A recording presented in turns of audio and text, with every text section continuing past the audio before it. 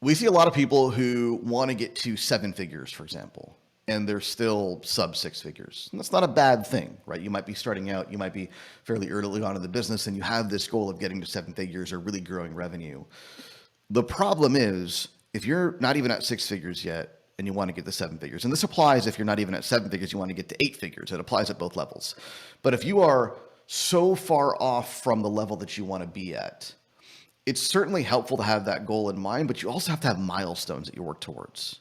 So for example, a very common scenario in our world is we have clients who come in and they're doing, 80 to 100K per year as a solo consultant. Some of them are, 100 to 200K, 250K, whatever it may be. They want to grow a firm. Well, there's stepping stones to do that, right? You don't just go to seven figures overnight. You've got to dial in your offer. You've got to make sure your offer is unique and distinct. You have to dial in your delivery of the offer and make sure that it's profitable when you deliver it. You have to dial in your client acquisition systems with yourself first. You have to dial in your positioning. And once you have some of that in place, then you can start adding people into the mix to scale the thing further, but you have to have foundations in place first. So my point is that you may want to get to seven figures. You may want to get to eight figures. The question is, what foundations need to be in place in order to enable that scale? That's what you ought to be focused on in the immediate.